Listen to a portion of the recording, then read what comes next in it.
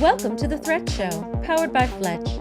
Some of the biggest challenges continue to be people believing that we can do it the old way, keep on doing things the same way. And we know what the height of insanity is to continue to do things the old way and expecting a different result. That's just not the way that it's going to work. And I think it's important to be willing to be open to change for the sake of your organization and the sake of the data that you protect. People don't want to be the person that makes a mistake, and that's the wrong attitude. Welcome to the Threat Show. I'm Darien, VP of Technology here at Fletch. Joining me, as always, is Chris Wilder, Research Director and Senior Analyst at Tag Cyber. Welcome back, Chris. Yeah, it's been a couple minutes since we've had a show, so it's exciting to be back. Looking forward to having this conversation today with Leon. So we're joined by Leon DuPree, Senior Security Architect at DuPoint and an Executive Professor at Eastern Michigan University. Leon is a consultant with a heart of a teacher. He has a passion for delivering security as a service to customers in the areas of information assurance, cloud computing, audit controls, application security architecture, culture, and organizational structure. Throughout his career, Leon has worked with larger consulting firms, specifically Deloitte and Touche and PricewaterhouseCoopers, holding positions such as systems engineer, project manager, systems manager, lead consultant, senior security architect, and auditor. He's also a published security author in the cloud security and healthcare space. And he's passionate about strong organizational cultures and increasing diversity in the cybersecurity field.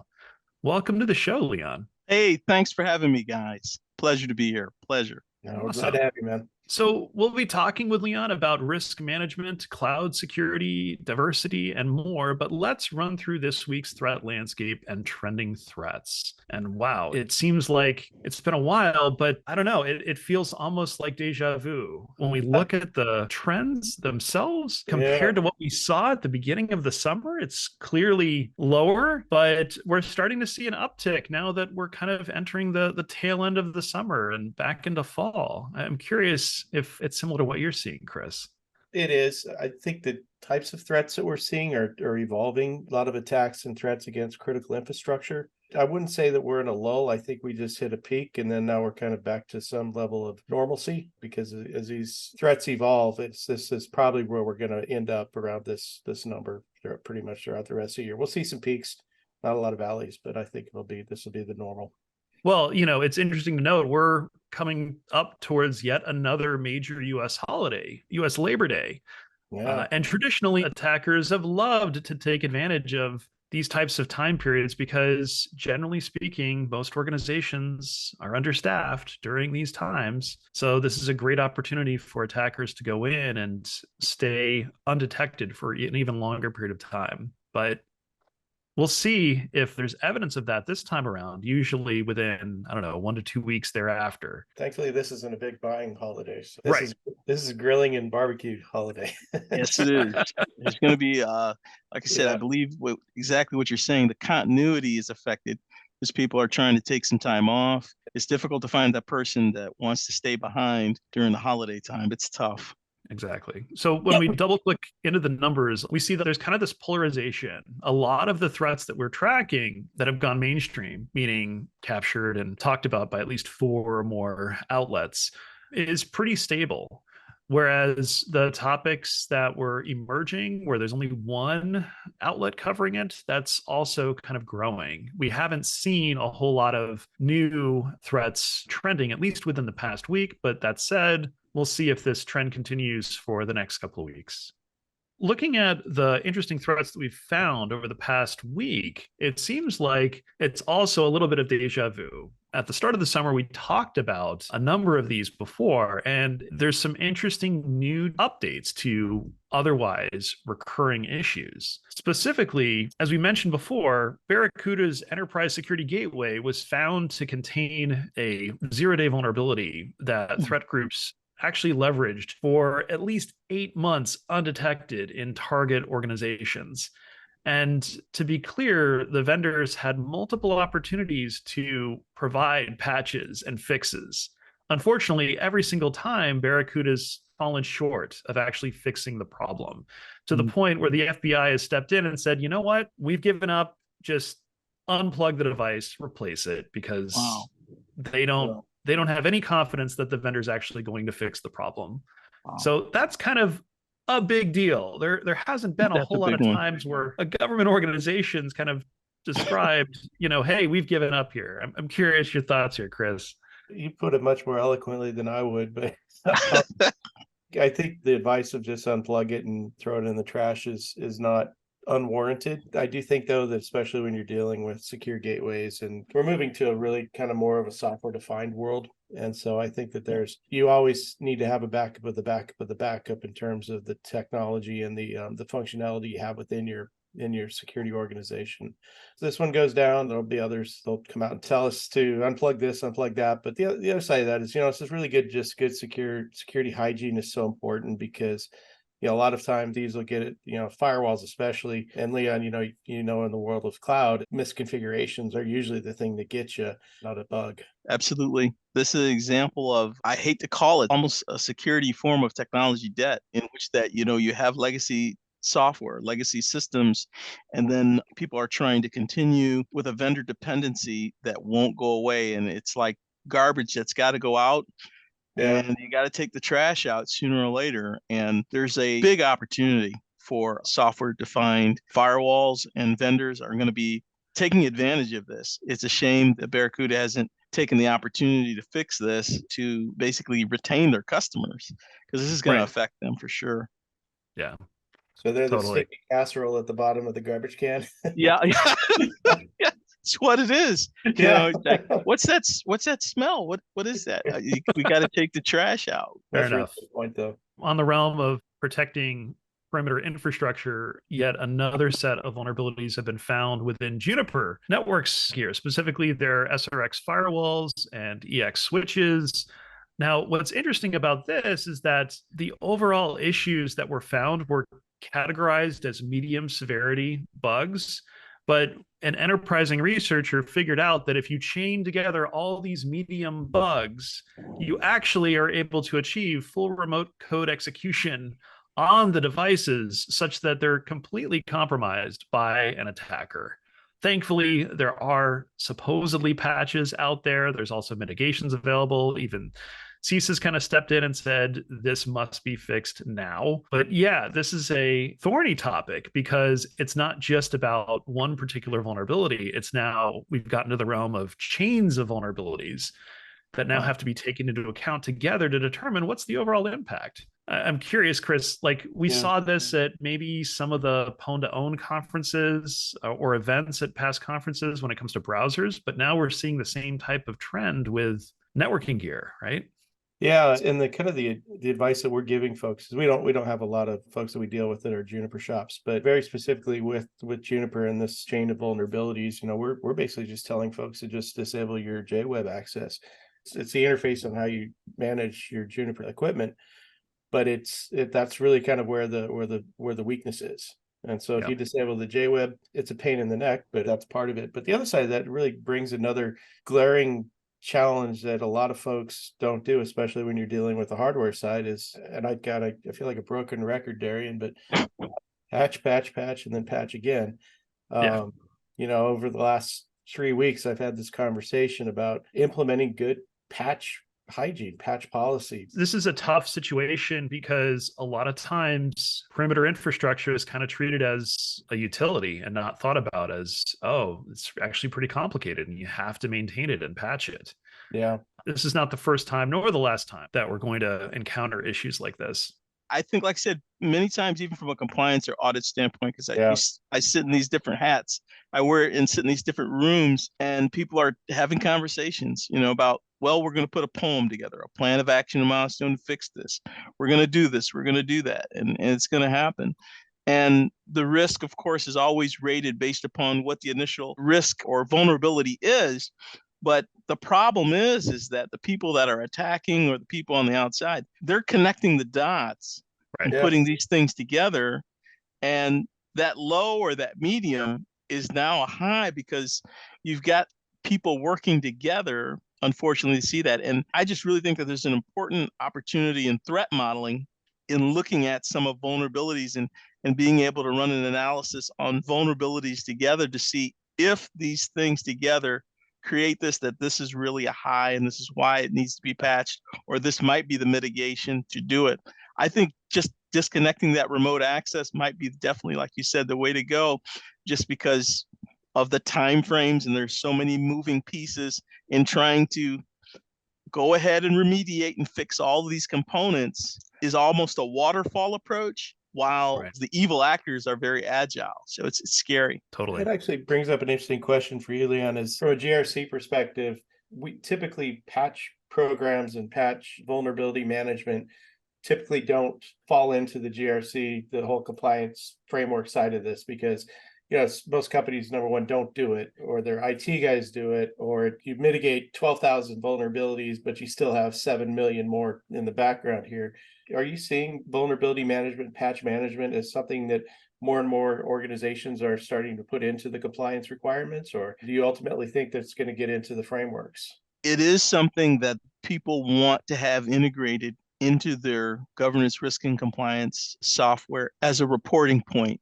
The executives and people in internal audit and external audit want to make sure that there is a checkbox or a place mark in which that these reports are coming in. And with Python and different types of scripting and automation, you can pull the information, pull the reports from Nessus and from different vulnerability scans or Qualys or wherever you're pulling from to go into your governance, risk, and compliance dashboard. What we're talking about here, in terms of it being a POEM or plan of action milestone to fix your vulnerability, which is the gap in your control, what's missing is what you have right here in this article, the ability to threat model around these things to get the value of what the risk really is. So it looks like you're managing risk, but you have a false sense of security because you're just saying, well, we're compliant, we're handling it, we're managing it, but that is the transparency that they're looking for in the future.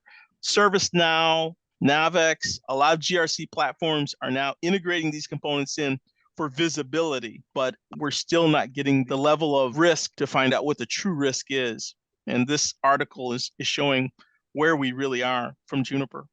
Makes sense. Well, last on our list is another type of vulnerability, everyone's favorite Microsoft Outlook open source emulation platform, Zimbra. They announced that there's a brand new vulnerability found within their platform that allows an attacker to send a malicious link to a Zimbra user. If the user clicks on that link, maybe by accident, suddenly the user's full credentials for their Zimbra account are automatically sent to the attacker. And now the attacker can get full access to the user's email, calendaring, and any other data that's tied to their Zimbra account. Pretty bad. Thankfully, there's a patch available, but this goes back to, is it really worth managing your own email infrastructure versus going back to cloud hosted infrastructure? I think we've had this conversation before, Chris, right? It's just freaking Groundhog Day, Darien. Oh my God.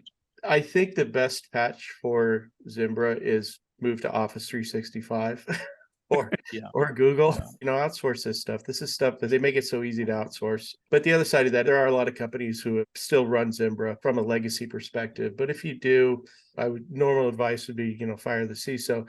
But the other side is, make sure you have you implement DLP. Best product out there arguably is Microsoft Defender product for this. Digital Guardian is another one that's pretty good. Adobe works just fine too. Just make sure you have, kind of going back to what we were talking about earlier, is that if you're going to have something like this, you have to have the other tools in the background in order to make sure that you have some backup of the backup of the backup in terms of making sure that you're secure. But this is another one that just still baffles me. Layered security architecture for sure. Motherhood and apple pie for some, but others it's like, oh, this is a hidden cost. They thought that they would go cheap and potentially save a buck, but now you're introducing a whole bunch of other problems that you didn't know about, right? Yeah, religion's a powerful thing. Yeah, I know. Fair enough. So that kind of wraps up our threats for the week. At this point, let's pivot the conversation over to Leon. Hey, so we've had a number of interesting threats. I'm curious from your perspective, since you've been in this space for quite a while now, What do you see are some of the biggest challenges that cybersecurity operators, CISOs face when dealing with not just the set of issues we talked about, but other sets of issues in this space, trying to defend their own organization? I think some of the biggest challenges continue to be, I know I'm going to sound like a broken record, to continue to be culture, people believing that we can do it the old way, that we can just keep on doing things the same way. And we know what the height of insanity is to Repeating. continue to do things the old way and expecting a different result. That's just not the way that it's going to work. And I think it's important to be willing to be open to change for the sake of your organization and the sake of the data that you protect. I think people don't want to be the person that makes a mistake, and that's the wrong attitude. I think there's a huge attitude in the developer space, which I really respect. They're always talking about fail fast, and go ahead and the agile methodology. And but in security, we're just not given that level of freedom to say that, well, let's look at innovation. Let's look at an opportunity to lower our risk through a different way of doing things. The CISO, of course, is always, on the hot seat. You could be doing great and, some attaboys all week, but then that one weekend of, oh no, we're made to feel that way. And I think that that's a culture that needs to change in organizations. They need to give security professionals the same agile methodology, ability to innovate and fail that we do with other organizations. We're still going to have defense in depth. We're still going to do the things that are necessary to be careful. But I think we need to be allowed that freedom to be able to attempt to try things that are actually going to protect the organization. So that's what I see. People want to just stick with items that they've had and not recognizing technology debt and legacy systems when they need to go. We go ahead and say that to other systems, but we won't look at ourselves and look at our systems, our security systems, and say, this needs to go. It's bad when the government comes and tells you to unplug the damn thing. Wow. Wow. That is serious business. Wow. That is serious because they are not agile. They are not fast. No. And if you're being told by a government entity that you have to disconnect, that's just not good. Like I said, it's definitely a need for a change of culture to get people to be uncomfortable to say that this is an opportunity to be able to continue to do business in a different way. Executives and people have to do this all the time. We've got to change the way we're going to do business in the next 5 years. The way we did business 10 years ago, we can't do that anymore. Security and compliance and all these different components are the same way. We can't continue to do business the way we've done. We've got to do it in a different way. So I think that's the biggest challenge that I face. I think we're also, as CISOs, at TAG, we do these monthly leadership courses for our CISO clients and the security teams. And the most popular course that we do is we call this 7 or 8 tribes of CISOs. And it kind of breaks out where each of the CISOs typically come from, the types of behaviors that they have. And when we first put this together, we estimated probably 80 to 90% of the CISOs in the industry came out of tech. They went up through the ranks, they got the job, they've been with the company for a long time. And so they were technical people in general, very few executives. Now we're seeing, then it kind of went from this law enforcement CISO. So came out of the FBI or came out of different areas. You got the visionary CISOs, you've got all the different types of CISOs. But now we're kind of starting to see a shift a little bit. Probably 70% of the CISOs are still tech, but we're starting to see some more executive people coming into the role that know how to manage, know how to deal with upstream and down. They manage up and they can manage down. That's a nice change, I think. And I think, Leon, you just validated a lot of our thinking in terms of kind of how this is evolving, and it has to evolve because it's a hard job. And now boards are putting a lot more responsibility, legal and otherwise, on the CISO, which used to be kind of a middle management job. And now it's gone through the roof in terms of, I'm going to say it, Darien, Joe Sullivan. It was a big, it's kind of a big bellwether for a lot of CISOs out there in terms of what you're right. What are your responsibilities and what are you held to account for? Well, I think if you're going to be given these accountabilities, I think one of the most important things is, what do you have to do to make sure that your team has what they need in order to be successful? It's never been more of a conversation that you have to have with your team now more than ever of saying, What do you folks need to be successful? And also transparency. Do you feel comfortable with the tools that we have, with the process that we have, with the results that we're having? Do you feel comfortable? Or do you dread that call in the middle of the night? And I think that that is important to talk to your people to get them to the point to feeling more confident that they can come to you as a person and be honest and let it be a safe space to say, well, you know what? I don't think that this particular process or tool may be what we need. That's where you have the opportunity for a feedback loop for improvement and for the opportunity to get better. I think a lot of people are scared to challenge the status quo and be truthful in the security space sometimes. You know more than anybody else, being an apps guy too, is that now that CISOs are being drug into the DevOps process and they're kind of getting kicked into the CI/CD, the continuous improvement, the software SDLC, the software development lifecycle, whatever you want to call it. They're taking responsibility for that as well as SBOMs and you name it. What are some of the trends you're seeing there? Because this has really become huge earthquake. So I just got through having a discussion with a bunch of developers, .NET developers, and the entire discussion was around how do we continue to do our job in a secure fashion when we have project managers and business owners telling us we don't have time for security, or we don't have time to include that, or we don't have time to do these things. And they're actually, this is funny, because they're actually the good guys in the story saying, we know that we have to include these security controls concerning open source, concerning the CI/CD pipeline, concerning the ability to make sure that we have a secure bill of materials. We know that we have to do these things, but the pushback is from our business owners, our leaders, and sometimes our project managers or program managers who are supposed to deliver the new way that we're going to do business in the next 5 years. Okay. So my thought process to them was, you've got to learn to be able to speak different languages and be able to say back to the project manager, well, this is a project risk. And they would say, well, why is it a risk to the project? Oh, well, we're going to just put this as a risk in the project because, as you can see, I put my Kanban together with my tasks, and you wanted to take my security testing out. You wanted to take my static code analysis out of the project. I'll take it out as long as you understand that this is a risk to the project, to the data, to everything that you say that we're supposed to deliver.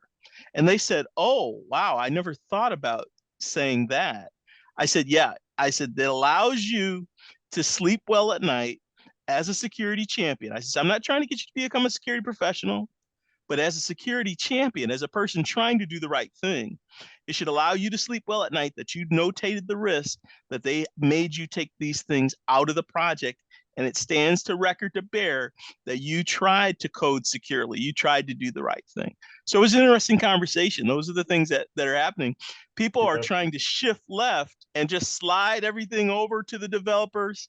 We want you to do everything, do securely. We don't want to see how you make the sausages and everything. But then when it takes a little bit longer to do it, we want to beat them over the head and put the gun to their head. You got to deliver on time and under budget. It's like, no. You don't get to have your cake and eat it.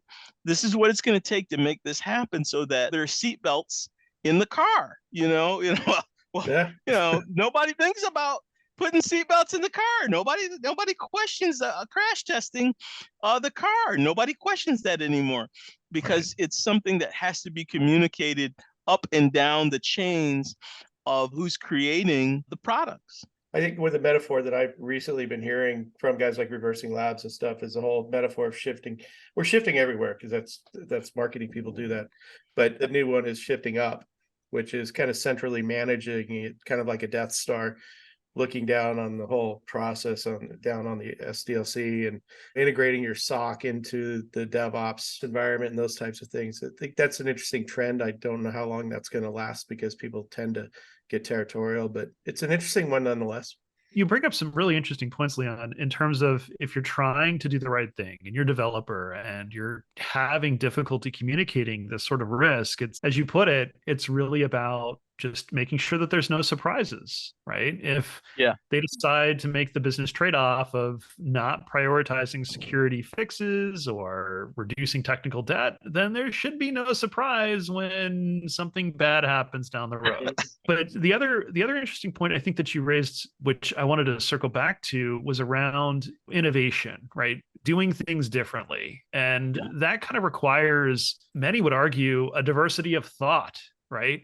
Which kind of introduces why we need more diverse cultures and backgrounds to do this work, because innovation comes from everywhere, and you have to be open to accepting that and looking for change in unique ways in order to do things differently so that you can get the same parity with how the business is running. And that's a hard problem for a lot of leaders to understand. I'm curious, are there other factors that you consider when trying to communicate this to leaders that are trying to figure this out? Yeah, I think that some of the biggest challenges, like we said, is that the ability to communicate risk in a way that people can receive it. It's understandable that someone that might not know how to code does not want you to explain something in a technical way. Right. But the ability to say that, well, you don't want me to have inappropriate conversations with your database. That kind of raises the question, whoa, what do you mean inappropriate conversations?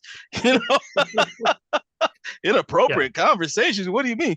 Wow. Well, you wouldn't want me to have inappropriate conversations with your database, would you? Tell me everything about all the CEOs and what do you mean? I said, well, so that's what we're trying to stop. Now, we both know that the technical components are database parameterization and input validation and these components that are very important from a developer's perspective, but to be able to communicate that to the business in a way that they can receive it and understand it, that's the ability to gain the allies that you need in order to explain what you're trying to do, the vision that you're trying to go after. They understand it, and then the light bulb comes on. They're able to say, okay, I understand now what you're trying to say. I don't want anyone to have inappropriate conversations with my data, with my database.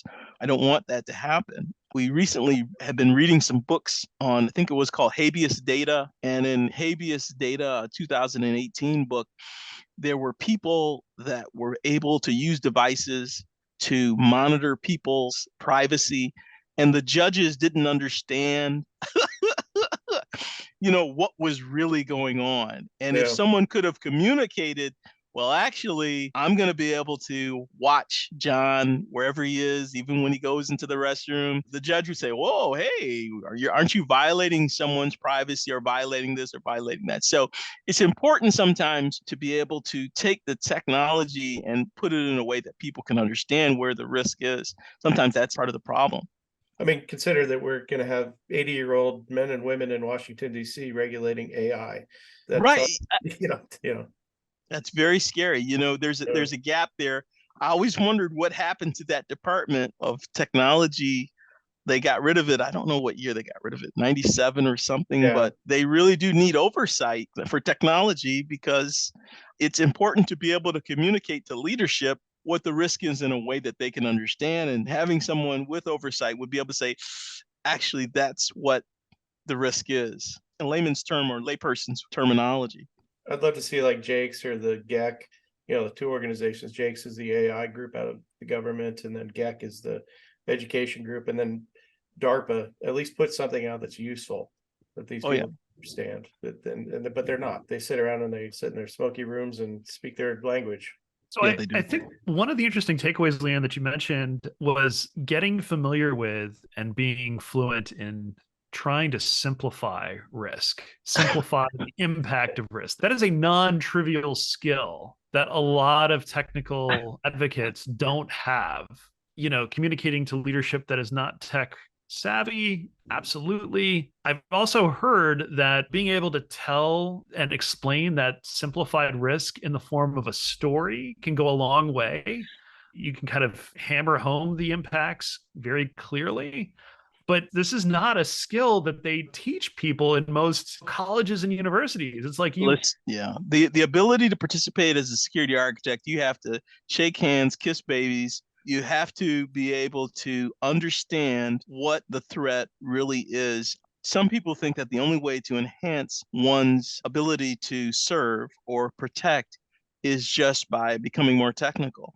No, Right. you are helping by becoming more technical. But how can you protect something if you don't understand it? Right. Make sure that you understand the infrastructure, the application, the mission, the business, the organization that you're serving. You must understand the why. And by understanding the why, that will drive you to understand where some of the greatest risks are. If you have an organization that stands for integrity and, maybe a non-for-profit organization that stands for some things, when you protect that organization, its reputation is one of the most important things that you can protect, because that reputation is the thing that allows people to give to it, charitable donations, because this organization represents something, some form of value. While other organizations, they have different values. And it's important to learn the application that you're protecting. It's important to understand the vision so that when you, as an architect or an analyst or a manager, are protecting that organization, you understand what you're actually protecting and where the vulnerabilities are. Sometimes it's with the people.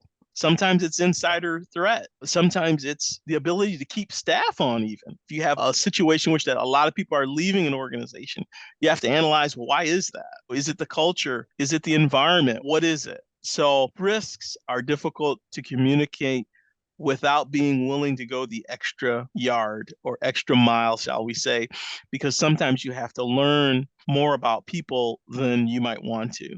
And it's helpful to do that because you have to talk to the project manager sometimes, the developer, the analyst. You've got to be able to speak and listen to what their pain points are and figure out how can you help, because everybody matters in security. We know the biggest thing that we say is if you see something, say something. Right. Yeah. So if security is everybody's job, the people that are willing to listen to everyone in terms of security posture, it helps build a kaleidoscope and a lens that allows you to focus in on your problems that you're having in your organization. So makes sense. Well, gentlemen, this is a wonderful conversation. I think we'll have to leave it here for now, but thank you both for covering this wide range of issues. And I'm sure it'll be interesting to see how the landscape evolves and how our thinking has to evolve with it as well. Yeah, I'm still ready to have that inappropriate conversation. Use that. Feel free to use that, man. I'm taking it, man. But I'll give you run with it.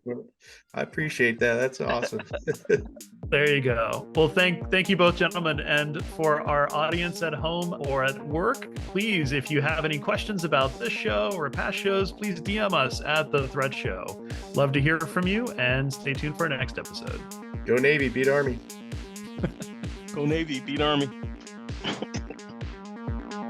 Thank you for tuning into The Threat Show. If you enjoyed the show, subscribe to us on YouTube, give us a 5-star review on Apple Podcasts, and interact with us on Twitter at The Threat Show. Also, be sure to subscribe to Fletch's interactive newsletter and Trending Threats app to go deeper into the stories we discuss and the threat index. Be sure to stay tuned to stay ahead of threats.